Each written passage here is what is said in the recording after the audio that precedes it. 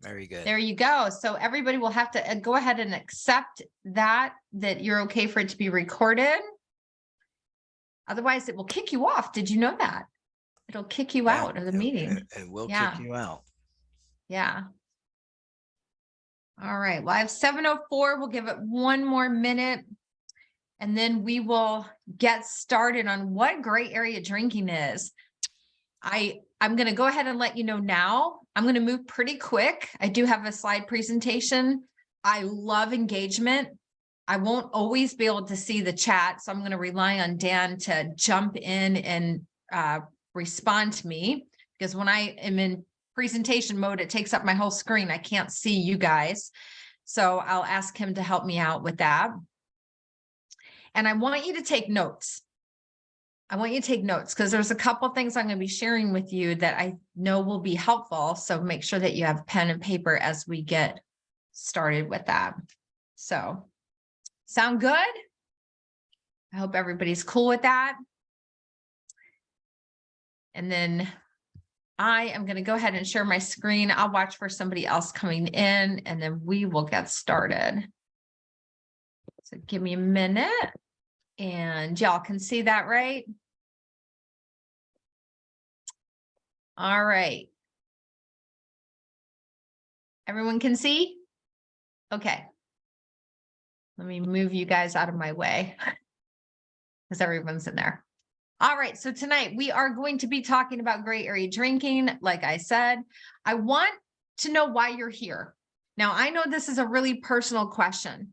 And again, I'm going to rely on Dan to read some of the questions or the answers that come in.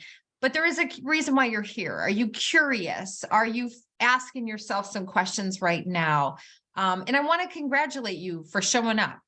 You know, this is a topic where when I was drinking, I don't know if I would have been so excited about jumping in on, you know, something to see about my relationship with alcohol. So I want to give you guys, you know, so much kudos for being here tonight. So let us know where you're from. You can put that in the chat below. That would be really helpful for me and what you hope to get out of tonight.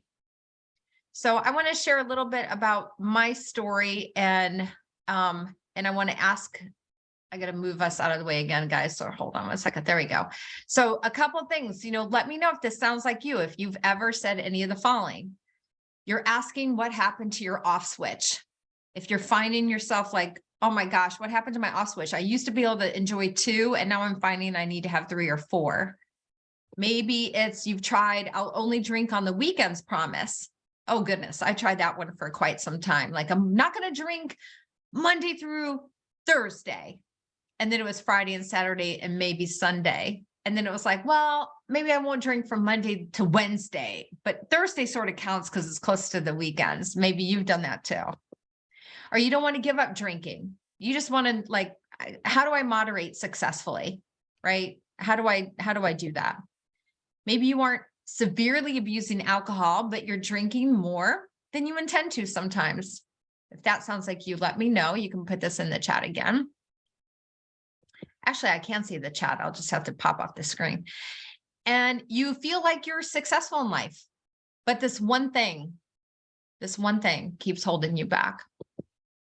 And maybe you're asking the am I drinking too much question. That is the doozy one to be asking, because now once you start asking that question, you got this little stirring in your belly, and that's a good time to really pay attention. So if that's any of these, you're saying, yep, that sounds like me. I'm so glad that you are here tonight, because wow, playing this cycle with yourself can feel like a never-ending day of Groundhog Day. If everybody remembers that movie, it's like, oh, you just get in the cycle and you can't seem to get out. So if that feels like where you're at, you're in this never-ending loop cycle with drinking, you're definitely in the right place tonight. So what I'm going to be sharing with you is what is gray area drinking, why you drink. Maybe you've never even thought about why you drink. The truth of moderation, tips to de-stress without drinking, and what you can do next if you so choose. So here are some tips for tonight. remove all distractions. Listen, I know when we're doing presentations, everybody's sick of Zoom, the whole thing. I get it, but remove distractions so you can really pay attention tonight and ask questions. I really want you to ask questions. Close the extra tabs you might have open, take the notes. Like I said, ask questions, be interactive. I love it when I see people are interacting on the chat. So let me know and stay to the end. And Dan, go ahead. Oh, you're muted. Oh, you can't unmute. Hold on a second. 1 second. I wonder. Oh, are you unmuted Yes, now? now I'm unmuted. Okay. So thank you. Because I didn't know, like some people put some things in the chat and Oh yeah, please let me know. I wanted to go through those answers, that you asked that direct question. So Yeah, why are you please. here? So Christine or Kirsten, I think it's Kirsten, wanted, Christine, yeah. wanted to know if I'm over drinking 1 to 2 glasses of wine a night. Steve H said, Oh, I'm curious. ah, Kevin said, reacted to, I'm curious. He said, Kevin said he's just reacting to things. okay. Lucas says, drinking no longer serves me. Loic says, pretty sure I'm in the dark gray area. Okay. Daniel said, I quit months ago, just wanted knowledge. Alcoholism runs in the family and will never go back. And Oh, so good. Steve said, check for more people, maybe. Maybe there's people who want to come in. I don't know. So if you could see I that. don't see anybody on my end. You know what? I'm gonna go back and make you host again. It's not gonna change the fact that I'm able to do, just so you can Okay. see, just Yeah, to make sure. you had said There you your go. slide was It taking bounced up me the off. whole screen. What was that? You said your slides were taking up your whole screen. Yeah, they are. And Yeah. nobody's in the waiting room that I see. So I think we're okay. And then I gave that control back to Dan. Steve, thank you so much. And thank you guys for putting that in the chat. And I have to tell you, it looks like a little of this, people are in different places. And this is going to be so good for everybody tonight. So again, thank you for letting me. Dan, if you go down to where it says share screen, there's a little arrow caret. And if you just click the second one, that will allow me to share my screen without making me a host. Multiple participants can Yep. share simultaneously. Yep, that's the one. So I did click that. Okay, perfect. Then we can go back. There Okay. you go. All right. Good job. Here we go. Yeah. So I got to move all of us. If anybody's ever done presentations, you got to move everything around because it gets kind of crazy. Okay, so we were here. We're going to go here next. All right. So a little bit about me. If you're like, okay, who is this girl? What is her deal? How is she here? All the things. I want to share a little bit about me. Yes, my name is Kari Schwer. My business is called Great Tonic, and I have another program called Question the Drink. I started both of those after my own experience of being a gray area drinker left me questioning, what am I doing? Am I an alcoholic? Am I gray area drinker? I didn't even know what gray area drinking was at the time, but I was really asking some serious questions. And so I decided to start Great Tonic to help others that might be in that same position. My practice has since expanded. I'm an executive lifestyle coach, author. I have one book's out, another one's coming out, both anthologies. I'm a speaker and a trainer. And yes, of course, I'm a former gray area drinker. That's a photo of me from this past August when I just had my 6th anniversary of being alcohol free. And notice I say alcohol free. I don't say sober. And there's a reason why for that. And I'll explain a little bit later. But here's where it all began. Well, it actually began before 2014, but this is when I started questioning, really questioning. This is a picture of me drunk with my husband. We were at a friend's party, and it was around this time I started asking all those internal questions that I had on that previous slide. And then this is me and my daughter-in-law at a winery, toasted again, right? I realized I did know that my relationship with alcohol was becoming unhealthy. I was asking all those questions. So guess what? I went to AA. There was nothing like what I offered back then, at least not to my knowledge. So I went the traditional route of going to AA. It was great. Great program, learned a lot, gave me tons of value, but it wasn't a good fit. It wasn't a good fit. And guess what? It's not a good fit for everyone. And that is okay. It's okay. By the way, I did get a sponsor and I did read the big book. And yes, I did do the 12 steps, all of them. Great program. Wasn't a good fit. So I knew I was an alcoholic, but I really struggled over, okay, well, then what am I? If I'm not identifying as alcoholic and I'm not severely abusing alcohol, but I'm abusing, what am I? So there I was out walking my dog one afternoon or one morning, actually, before work. That is me and my dog, by the way, Frank. And I was listening to a podcast and I heard the guest share that she was a gray area drinker. And I was like, wait, what? And I'm listening and she's sharing her story. And I was like, oh my gosh, that's me. That is me. And that's when the term popped into my head and I went, oh my God, I have to know everything about gray area drinking. I went home. This is 2018 when this happened. So 2 years after I quit drinking, I heard the term. I went home, researched. I couldn't find hardly anything. I found one TEDx talk and I found an abstract paper from 2011, nothing else. And I thought, you know what? I need to jump on top of the rooftops and tell people about what gray area drinking is, to have them raise their hand before they get too far down into the alcoholism path. And that is why I started my business. So gray area drinking, for definition, is a space between someone who is socially drinking. When I say socially drinking, let me just kind of put a pin in this. It is somebody who is a take it or leave it drinker. The one every so often drinker, and someone who is severely abusing. The National Institute on Alcohol Abuse and Alcoholism states that there are 3 stages of alcohol abuse disorder: mild, medium, and severe. A gray area drinker is going to fall in the mild, medium, and a little bit into that dark shades of gray of the severely abusing.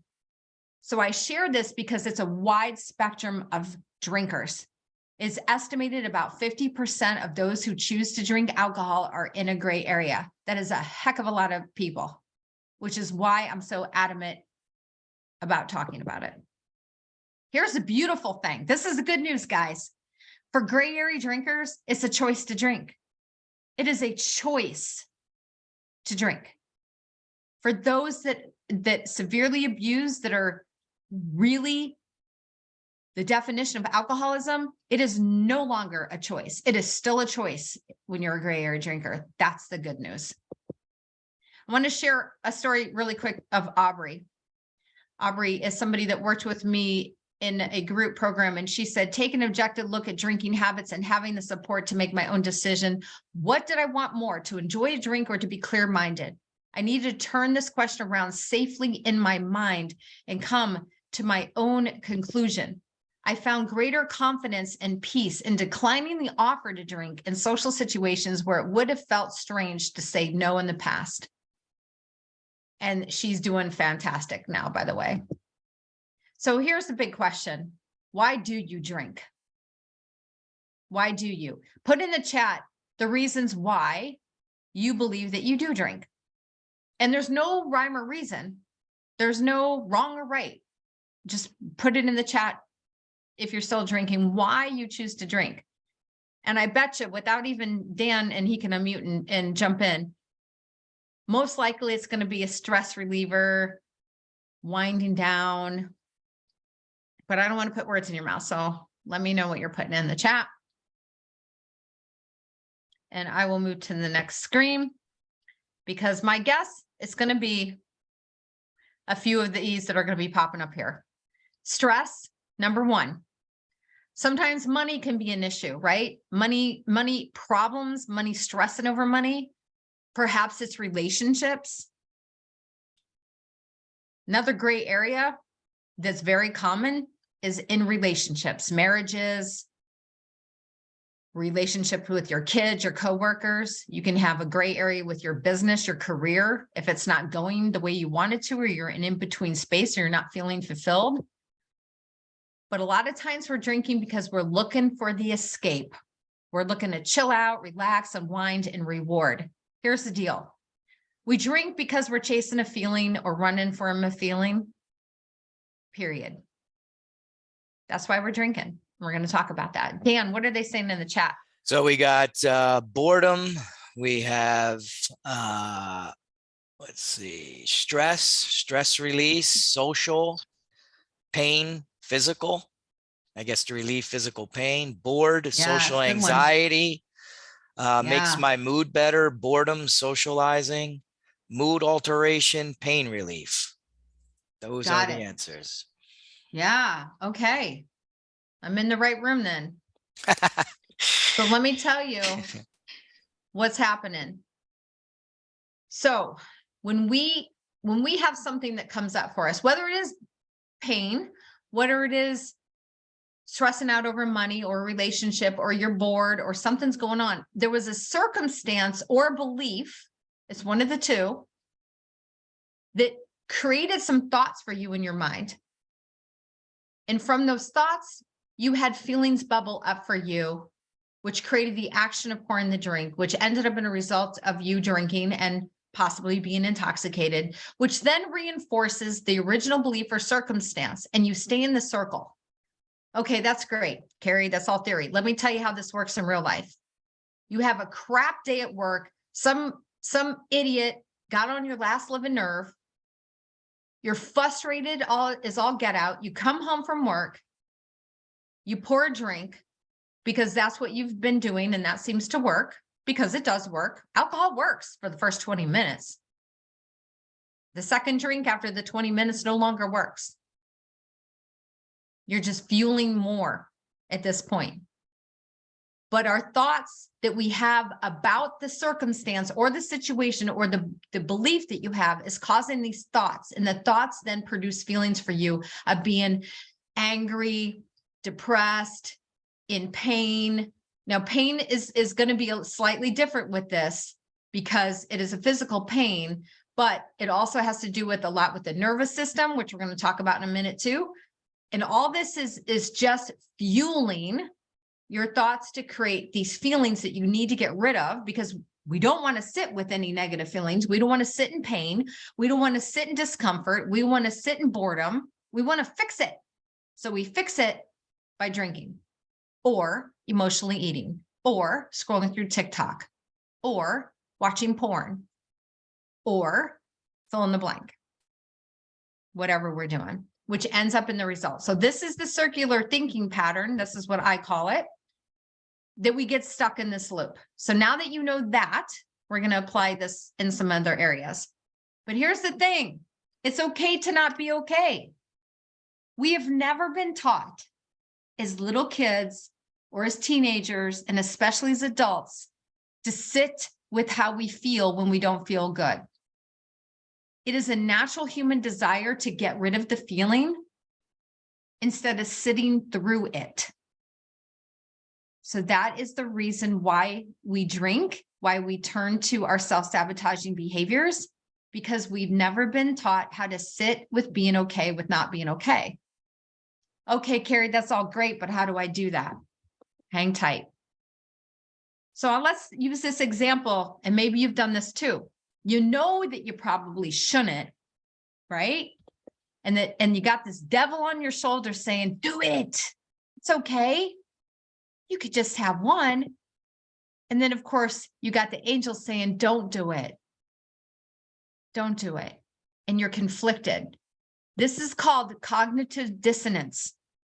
Cognitive dissonance is when we have two incongruent thoughts inside of our mind that are battling with each other. And when this happens, guess who wins out most often? The devil on your shoulder. The do it. It's okay, because you don't want to feel it. So how do we now effectively quiet your mind? There's a lot of ways. If I went into all the ways, we'd be here till midnight. So I'm just going to give you a couple of my top ones. breath work is one of the best things you can do. We don't realize that it's free, that it's available to us at any time. There are multiple ways of doing breath work that are quick and easy, and nobody even knows that you're doing it. There's the box breathing method, which is a 4-second inhale, hold for 4, exhale for 4, hold for 4. It's like drawing a box with your breath. That's a great one. There's a 4-7-8 method, works the same way. You inhale for 4 seconds through your nose, you hold for 7, you breathe out for 8. That's a great one. I use one called the 5-5-5, same concept. 5-second inhale, hold for 5, exhale for 5. Just doing a couple deep cleansing breaths will give you some pause where you can start to see things clearly. That's one. Meditation is another, or prayer. When you get your mind quiet without the distractions of figuring out all your thoughts, if you can do that, if you can spend some quiet time, and it's hard when you're feeling in a bad place. I get it. It's not like the go-to, but these two, doing breath work and meditation together, will really help. Say stop out loud. Now you see SABRE is on the side there. SABRE is a methodology that's mine. It's a proprietary methodology. And the S in SABRE is for saying stop. When we say stop out loud, stop. Even when I said it, did you notice, like, for your brain for just a couple seconds went, what? Like, we just pause when we say stop. And when you say it, it's even more effective, especially when you say it out loud. It literally will cut off your thinking enough time and space that will allow you to pause and reflect before you act. It'll help you stay in that, let me figure out why I'm feeling this way. Get curious about your thoughts and your feelings before you act. And the SABRE will do that. The A in SABRE is acknowledging your thoughts. The B in SABRE is to breathe. The E in SABRE is to embrace that you're human. And this is a normal pattern that you've been doing for a very long time, especially if you've been drinking for years, like I was. It becomes a habitual habit. It becomes, we habitualize ourselves with the things that we do. And when we try to work on it, our brain is fighting because it wants to do what it's always done. I don't feel good. I have pain. I feel depressed. I'm sad, whatever. Alcohol fixes it. Your brain's going, do it, do it, do it. So when you SABRE and just saying stop, acknowledging your thinking and breathing, those first 3 letters, if you can do those, it will put you in a better state. And the R in SABRE, I didn't say, is redirect. You want to redirect through gratitude and by making a new decision.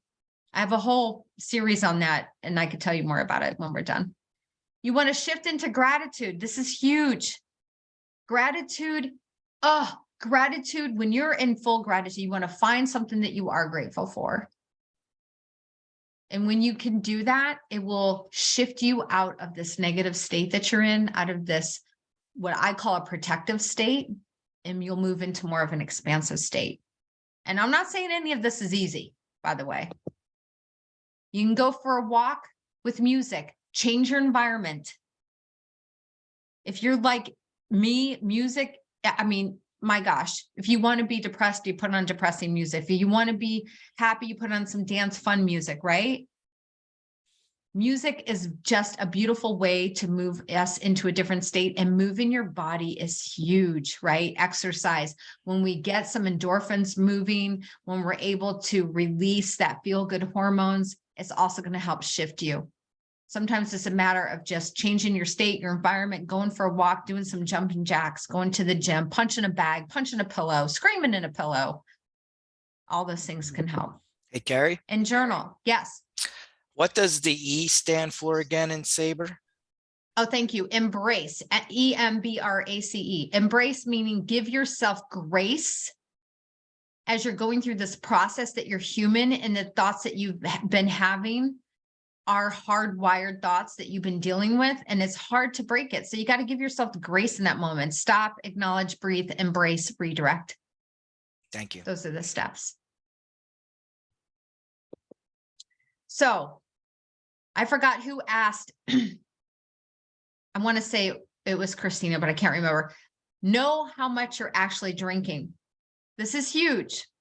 This is huge. So hopefully you can see this pretty well on your screen. I'm going to describe it to you. Now, this is what we call a standard drink size. The National Institute on Alcohol Abuse and Alcoholism recently changed their guidelines, as did Canada. It used to be that a woman could drink.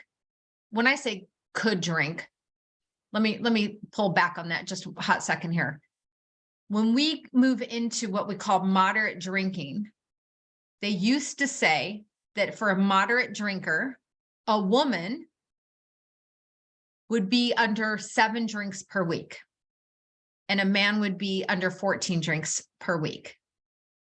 They have since changed that.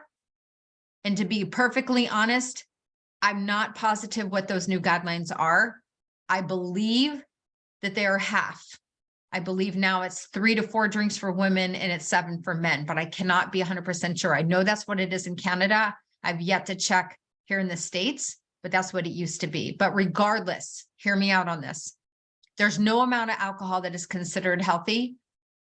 Moderation does not equal healthy, but these are the guidelines. So let's talk about them. A standard drink for beer is 12 ounces. For any sort of malt or craft beer like IPAs, and when I was drinking, my husband too, man, he loves some Belgian beers, right? They're higher content liquor wise. So you see it's like 7 to 12% alcohol. So it's only 8 to 9 ounces if the beer falls into one of those categories. For wine, all my wine lovers out there like me, 5 ounces. I'm pausing on that for a moment here for a reason. I want you, after this is over, I want you to go to your kitchen and get out a measuring cup and pour 5 ounces of water and then pour that in a wine glass and tell me if that's your average pour. My average pour was like 10. I was like double thinking that was 1 glass of wine. Let's just be real. Fortified wine is 3 to 4, cordials 2 to 3%. Brandy or cognac is 1.5 fluid ounces. That's the same with the 80 proof distilled spirits, vodka, gin, so forth. So knowing how much you're drinking is key too. You want to keep track of it if you are continuing to drink, and not because you're falling within the guidelines. You want to know why you're drinking. You're writing down you're journaling. Why do I feel like I need to? What was going through my mind? What happened through the day? What were some of the thoughts I was dealing with? How much did I drink? How did I feel after I was drinking? These are some things that you can start to experiment with. So I want to talk now about moderation. Is it possible? The answer is yes, by the way. I won't make you wait to hear the answer is yes, it is possible. But it depends. It depends. I've worked with hundreds of people with their drinking. And here's the thing. Most cannot moderate. There are a few that can. What I refer to as moderate successfully. And what does that mean? It means that they've gotten to a place with themselves, healthy with themselves, and with a relationship with alcohol, that they could enjoy a glass of wine or a beer every so often. When I say every so often, I'm talking like once every 3 weeks, or it's not a big deal. They save it for a special occasion or whatever. That is not the norm. Most gray area drinkers can easily go 3 to 6 months without drinking. But the moment they decide they want to try it in moderation, they will be successful the first time or two. But then as soon as you allow that portal to be opened, pretty likely you're going to go back to how much you were drinking before. That is the norm. This is so much less about alcohol and much more about why you're drinking. So that's the truth behind moderation. Can it be done? Yes. Is it for everybody? No. The majority, the answer is no. Willpower. If I just have more willpower, I can do this, right? No, willpower has nothing to do with it. Willpower will help you. It's like, I think it's on the next slide. As a matter of fact, let me jump over to it. It's not, but willpower will give you the strength for you to make it through a short period of time, but it eventually is going to wear out. It's like fuel in a gas tank, and you'll eventually run out of it. Willpower does not have a long-term lifehood to it. So if we keep running towards the same path, guess what? We're going to get the same outcome. This is the definition of an insanity. So we got to start doing some things differently if we want to make some changes. Here's my launch control. The habit launch protocol. This is, if anybody's familiar with Robin Sharma, one of my favorite people in the world, an amazing coach. He wrote a great book, highly recommend. He's written lots of great books, but The Monk Who Sold His Ferrari, The Everyday Hero Manifesto, some really good ones. And the 5 a.m. Club, one of his most famous ones. That's where this comes from. In Robin's book, he talks about habits, and he talks about the habit launch protocol. And here's what he says. And along with Dr. Caroline Leaf, who is one of my favorite people also, she is a neuroscientist, a Christian neuroscientist, which is kind of odd to see those two put together. She and both Robin talk about it takes on average 63 to 66 days to automate a habit. And so with Robin's theory, with the habit launch protocol, it takes so much energy to launch a rocket into orbit, right? We all can agree on that. We've seen it before. It takes so much fuel to get up, lifted, and out into orbit. Once it's out there, though, it doesn't use much fuel. So Robin's theory is the first 21 days that we start something new, it can be hard. We're stumbling through, we're making some mistakes. We're like, oh God, it feels like the willpower is not strong enough.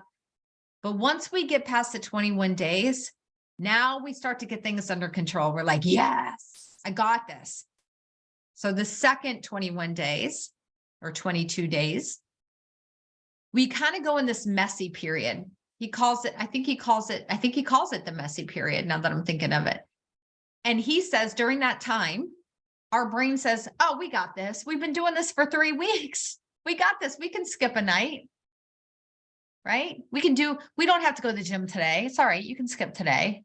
And it takes so much more effort when we do this. And Atomic Habit talks about this too. The book Atomic Habits, excellent book, by the way.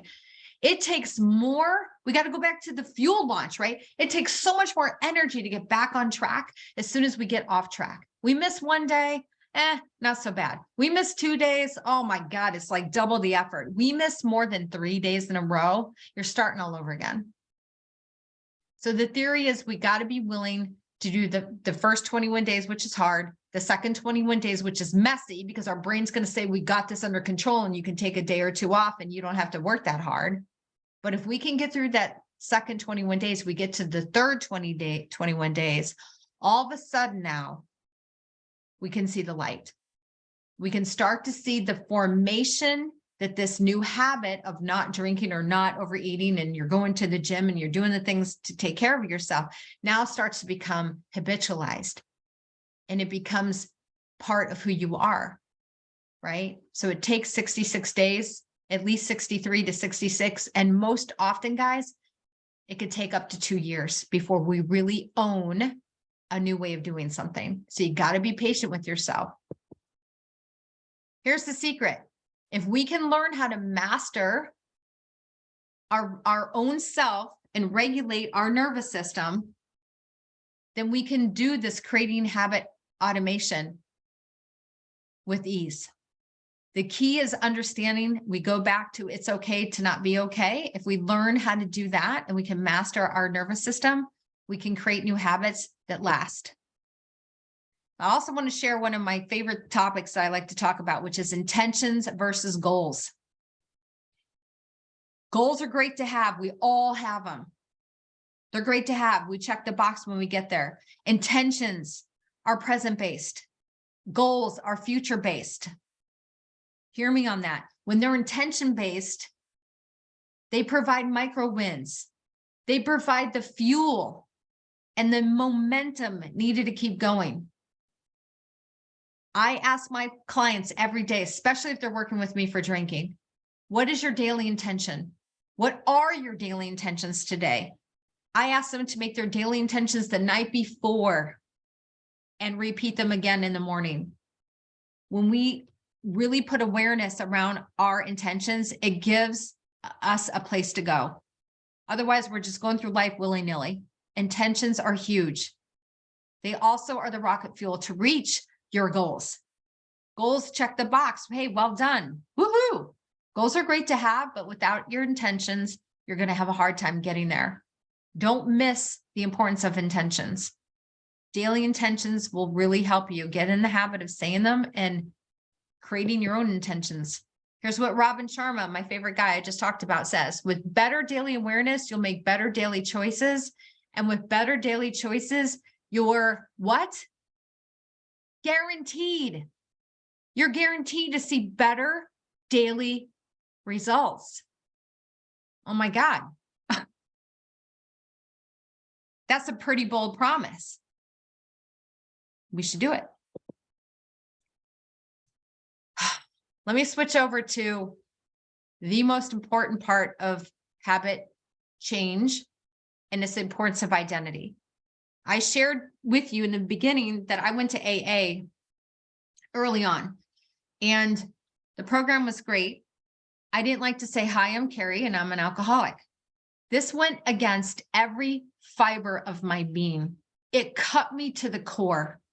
This wasn't denial. This was who I wanted to be or didn't want to be. The person that you believe you are in the mirror is showing up in your behaviors. Let me say that again. When you look at yourself in the mirror, you can then see your behaviors are reflecting what you're seeing back to you. Ouch, right? How you feel about yourself is everything. Everything. When I was 7 years old, I declared to my mother, true story, by the way, not making this up. I declared to my mother that I would be a cigarette smoker. I smoked a cigarette. I liked it.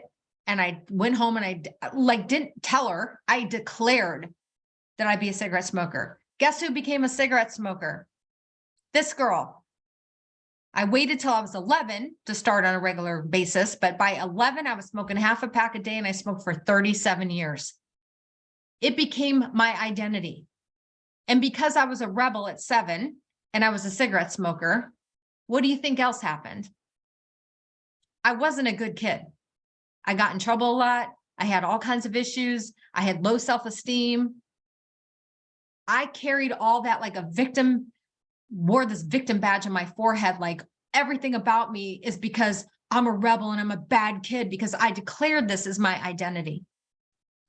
It wasn't until I shifted on who I am and who I want to be and who I know God has made me to be before any of this changed.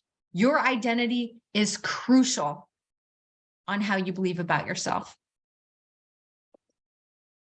Here's the deal too. Your standards, what you feel is standard for yourself, plus the commitments to yourself equals your identity. If you're the person who hits the snooze alarm every morning and you're not getting up when it's doing, you've set that standard for yourself. I'm somebody who's going to hit the snooze alarm a few times before I get out of bed. That's become your standard, which is a commitment or a non-commitment of yourself of getting up. And that creates an identity. That's one tiny little example. But just to give you a real life example, this is what happens. We create standards for ourselves. So myths versus truth. Let's go back to alcohol, but I had to share that piece about the identity because it's absolutely huge. Myth number 1, we kind of already talked about this. I just need more willpower and motivation. Nope. You need to understand how your brain works, which we talked about. Remember the circular thinking loop. We're going back to that. We understand our thoughts are creating our feelings, and we don't want to sit with our feelings. We can understand why we do the things that we do. Myth number 2, I can't conduct business or have a social life without drinking. That was me. Oh my God, if I quit drinking, I'm going to die because I won't have any friends. But the truth is, it's a false narrative that you've been sold by the media and society. Because you know what? My life can speak for a lot of people too.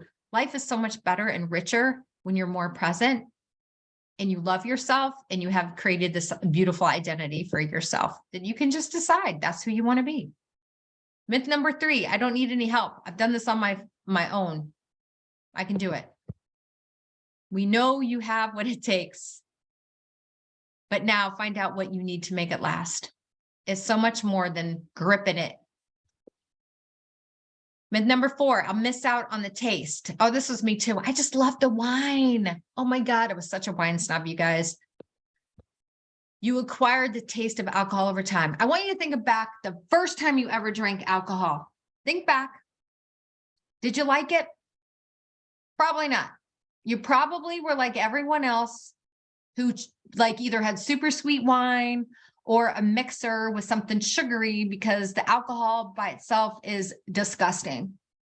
But what happened is then you acquired the taste over time and you ended up liking it. You trained yourself to like it. That's the honest truth. If you think back on the first time you had alcohol, you didn't go, oh my God, that is like heaven in my mouth right now. You're like, well, right? We acquire the taste. Myth number 5, if someone is drinking too much, they're either an alcoholic or not. I hope that I busted that myth for you tonight, that is what society, that's what the medical field has led us to believe for years. It's not true. There is this gray area that does exist. By the way, the gray area mentioned early on, there was an abstract paper that was put out in 2011. 2 doctors, they did this whole experiment. They did all these studies. They're the ones who coined the name gray area drinking in this space. And it has, of course, expanded since, even when I started this in 2018, there's so many places that talk about gray area drinking now. Yep. It's the National Center of Biotechnology Information is where I got that from. Myth number 6, I don't want to have to say I'm an alcoholic. Yep. Attend a 12-step program. Yep. Or told I can never drink again. Your identity drives your behaviors. As a gray area drinker, you can choose. You get to choose. Remember, it's a choice for gray area drinkers. Let me share one other quick thing. I know I'm just giving you so much information tonight, but this is important to know too. There are 6 stages rather of change. Pre-contemplation, maybe that's where you're at right now. You're like, I'm not sure. Contemplation is like, God, I've been thinking about it for a while. I'm just really curious, but I don't know. I don't think I'm going to do anything about it. Preparation. When you move into preparation, you're gathering information. You show up on a webinar like tonight. You're asking questions. You're gathering, what am I going to do? Then you move into action if you haven't done so already. And then you move into maintenance. Now, technically, there's a 6th stage that I didn't list, which is relapse. Relapse comes after maintenance. I never relapsed, so I left it off the chart. But if you end up in relapse, you move back to action.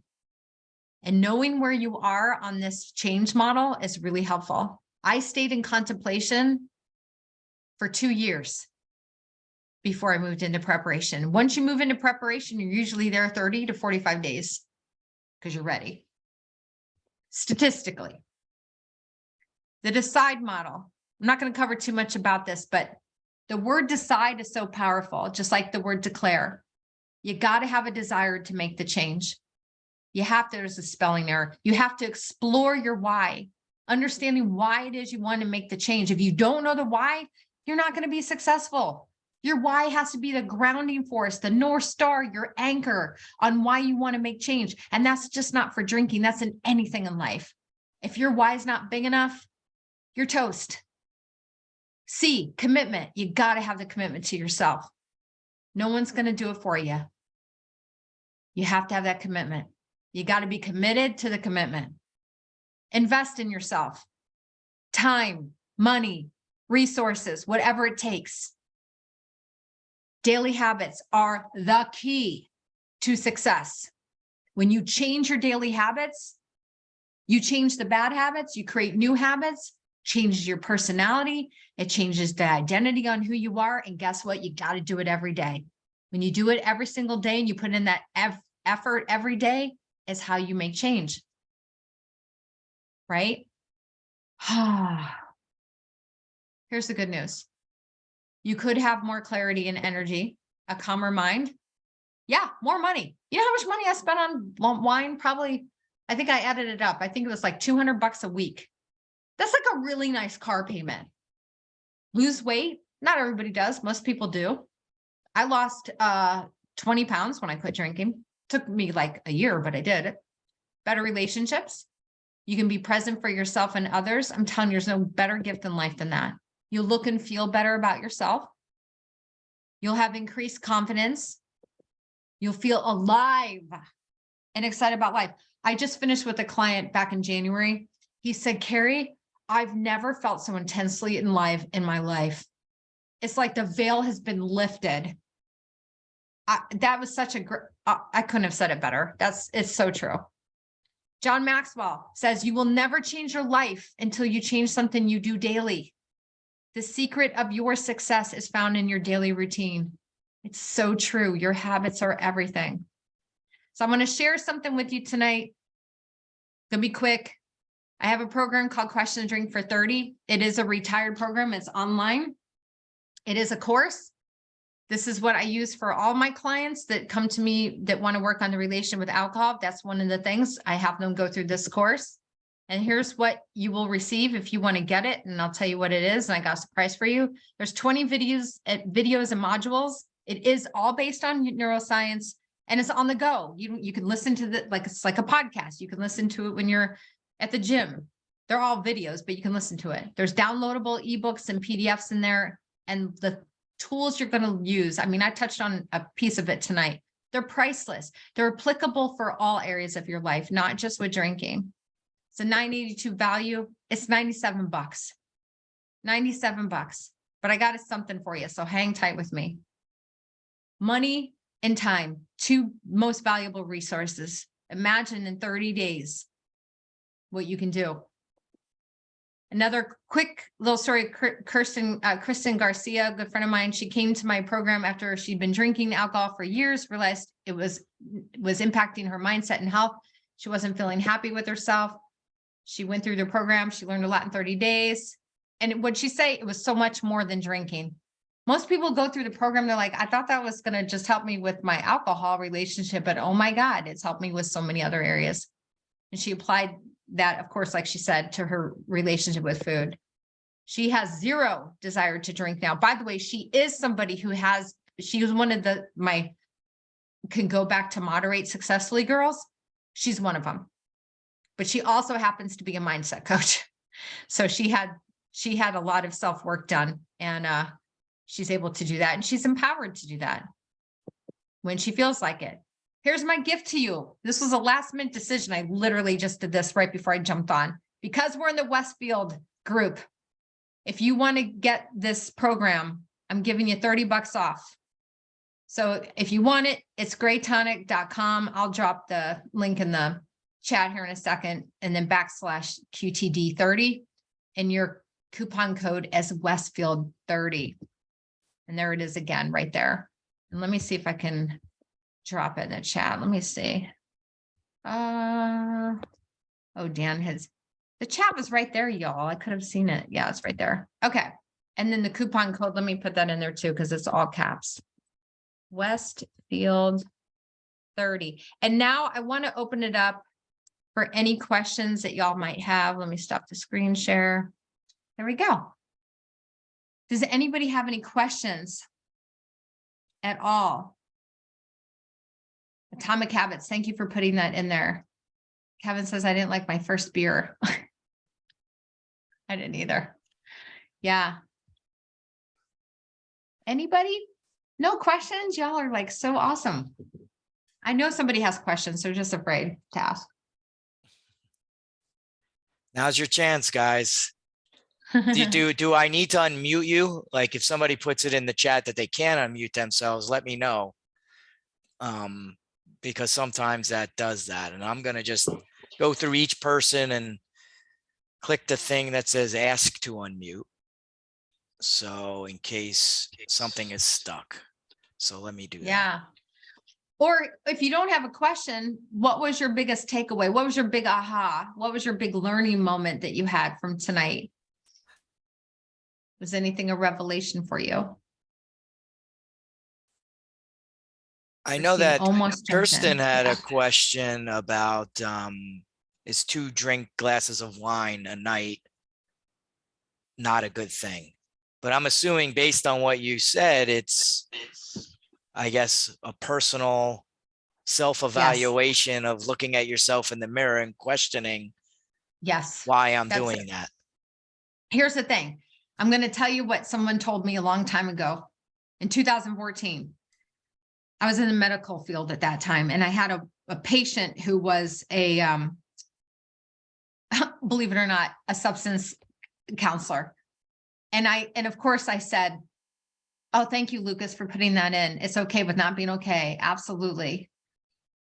I remember she was in the exam room and the doctor wasn't in yet. And so I said to her, hey, I have a friend who is drinking a lot of wine lately, and I'm kind of worried about her. I'm wondering like if she has a problem. And of course she knew it was me. So she leans really close and she says, if she thinks it's a problem, it's probably a problem. And I went, okay, I'll tell her. And so I repeat that back because if you're even having those internal questions, is this becoming a problem? Do you feel like it's making you sluggish? Are you showing up differently for yourself? If anything is different in your life, or you feel guilt or shame or any of those things, that is the time for you to really pay attention to. And I'm looking for something. If you see me looking, I can't find it now, but yeah, that is, you want to pay attention. If all I've done tonight for all of everybody that was here or watching later, if all I've done is plant a seed for you, then I've done my job. Because just having this knowledge, it's like now you know, and you can't unknow this, right?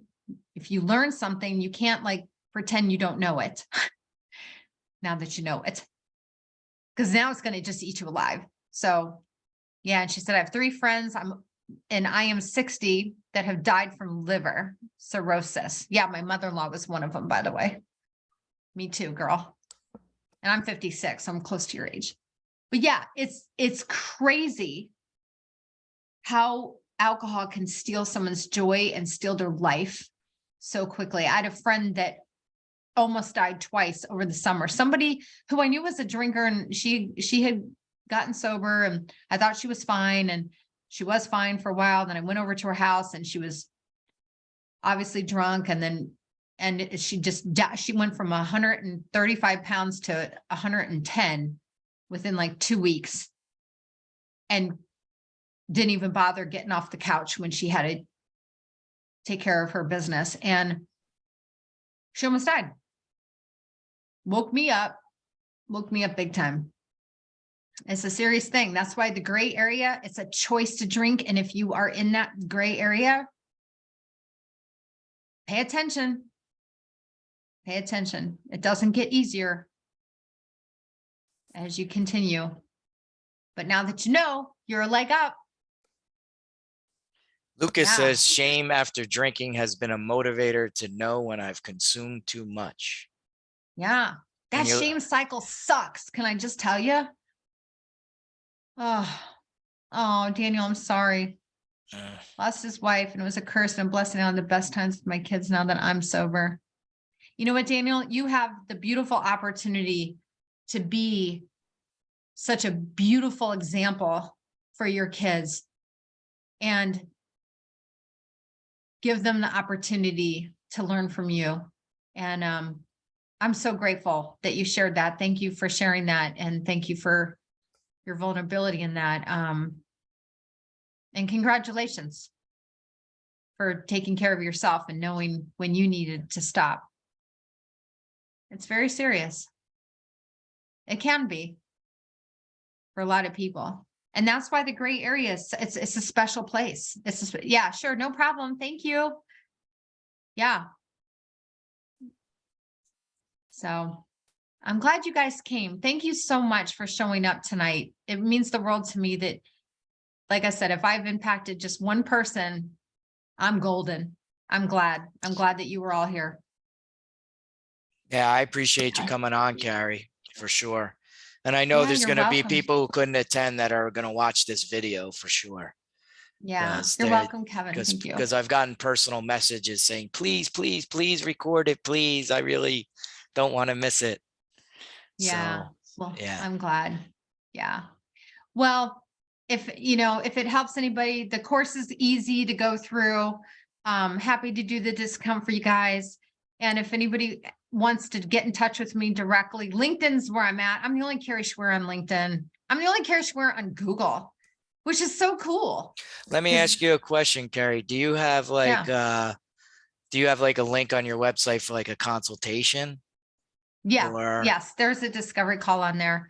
Yeah. I don't have it ready up yet, but I do have a new guide. That's the 10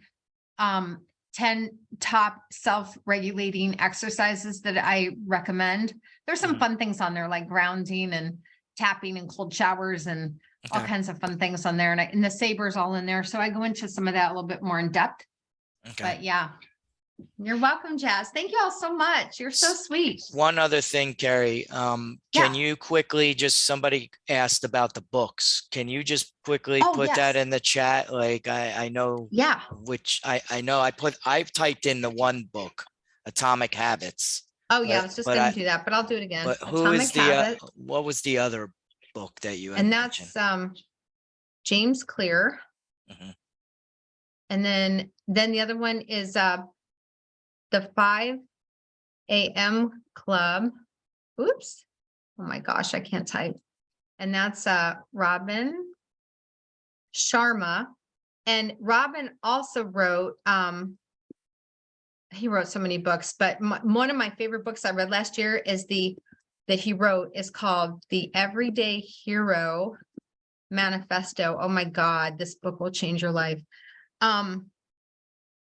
For any women out there, a friend just wrote, let me retract friend. This girl that I didn't even know quoted me and a couple other people in her new book, and it's really good. She sent me a copy. It's called Intoxicating Lies. And her name is, this is a great book, y'all. Her name is Meg Geisowitz. I think that's the spelling, but Intoxicating Lies. Really good book, super easy. And she tells her own story of being a gray area drinker, but she also puts a lot of facts in there. So that was really helpful. That's what I was looking for, but I didn't see it. Yeah, those are a couple good ones, but Atomic Habits. And here's Alcohol Explained is another great, easy book. I'm forgetting the author's name off the top of my head. And then another awesome book is This Naked Mind. Very good book. This Naked Mind by Annie Grace. Oh, what's Alcohol Explained? I forgot the guy's name. Oh, well. I also put Dr. Karen Leaf in there as well, because you mentioned her. Oh, I love Dr. Karen Leaf. And I put her YouTube channel, and maybe, I don't know, do you have a channel with videos and stuff, Kari? People could find that? Or? It's Great Tonic. My business name is Great Tonic. So my YouTube channel is Great Tonic. Everything's under that. My YouTube. There are there's a couple on there. There's a really good story on there, by the way. If anybody's married and they have a spouse that's still drinking, or if there's any kind of back and forth with that, my husband and I did a video. I'll have to find it. It's from like 2021, but we went through a rocky time in our marriage. We almost didn't make it. We're married 34 years this year, but it was our 30th year. And he was still drinking after I quit, and I resented him. And so we get really open and honest. When I still have a private Facebook group, but it's not active anymore, Crush and Drink, but we did a Facebook Live in there, and I recorded it and stuck it on YouTube. But yeah, there's a bunch of videos on there, but that's probably one of the most watched because people are interested in our marriage apparently, but it's a good one because we're really honest and open and yeah. And you're That also, might you be could be helpful. found on social media such as Instagram and those places Yeah. as well. Yeah. Great Under a tonic great tonic, everywhere. a great Mhm. tonic everywhere. Or Kari Schwer. I'm telling him the only Kari Schwer, like I'm so easy to find. I'm like Oprah, y'all. Like this, there's only one Oprah, right? Right. So there's only one Brene Brown. Like, I mean, it's kind of cool that my name is the only one out there, but yeah, I like it. We had a late joiner. Angie had just joined. I let her in. Angie, I'm sorry you missed the presentation, but this is recorded. So I will be Yeah. posting the recording in the chat for the event and also in the comments. And then usually I send an email to the group with the link as well tomorrow because it takes time for Zoom in the cloud to process it. And I'll make sure that you have that as well, Kari, and you could do Yeah. whatever you Yeah. want because, Thank you. you know, Thank you. Yeah. Sorry missed you, Angie, but hopefully you'll be able to go back and watch the replay. And Jazz and Amy and Glenda, Kevin, Lucas, and Steve that are still here with us. Thank you so much. And if you have any questions, just reach out. I'm super, easy to find and I'm always on my phone. So I'll see your message. And Dan, thanks for hosting me and having me on. It was so good to see you, friend. it's good to see you too. It's been a little while. Yeah. So will you guys take care of yourselves and we'll see you soon. Did Amy put a thumbs up? Does she want to say something or are you just putting a thumbs I up for think thank you? I think Oh, she just just was good. saying thank you. All right. Well, Yeah. everybody, thank you for being here. And Yeah. you get time back in your day, in your evening, and we shall see you at the next event. I will please check out the meetup group, and we have a whole bunch of events coming up in the end of March, and also we're booked through April. So take a look at those as well. All right. Fun. All You right, guys are Kari. awesome.